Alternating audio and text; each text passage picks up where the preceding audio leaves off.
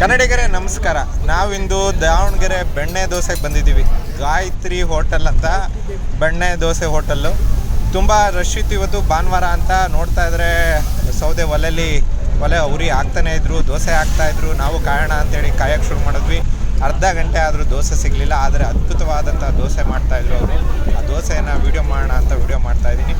ಭಾಳಷ್ಟು ನೀಟಾಗಿತ್ತು, ಕ್ಲೀನಾಗಿತ್ತು. ಒಲೆಯಲ್ಲಿ ಮಾಡುವಂಥ ದೋಸೆ, ಈ ಥರದ್ದು ದೋಸೆಯನ್ನು ದಾವಣಗೆರೆಗೆ ಬಂದೇ ತಿನ್ನಬೇಕು ಅಂತ ಅನಿಸುತ್ತೆ. ತುಮಕೂರು, ಬೆಂಗಳೂರು ಎಲ್ಲ ಕಡೆ ದಾವಣಗೆರೆ ಬೆಣ್ಣೆ ದೋಸೆ ಅಂತೇಳಿ ಬೋರ್ಡ್ ಹಾಕಿರ್ತಾರೆ. ಆದರೆ ದಾವಣಗೆರೆ ಬೆಣ್ಣೆ ದೋಸೆಯಷ್ಟು ಟೇಸ್ಟು ಅದಿರಲ್ಲ. ಹಾಗಾಗಿ ಇವತ್ತು ಜನ ಇಲ್ಲಿ.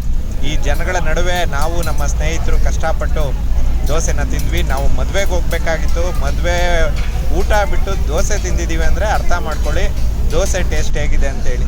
ಹಾಗಾಗಿ ಇವ್ರು ಗಾಯತ್ರಿ ದೇವಿ ಹೋಟೆಲ್ ಅವ್ರಿಗೆ ನಾನು ಒಂದನ್ನೇ ತಿಳಿಸ್ತೀನಿ. ಅವ್ರು ಅದ್ಭುತವಾದ ಒಂದು ಸರ್ವಿಸ್ ಕೂಡ ಕೊಡ್ತಾ ಇದ್ದಾರೆ.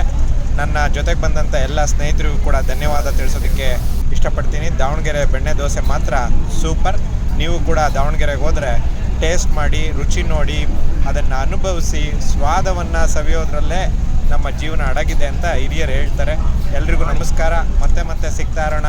ಜೈ ಕರ್ನಾಟಕ, ಜೈ ಕನ್ನಡ. ನಮಸ್ತೆ.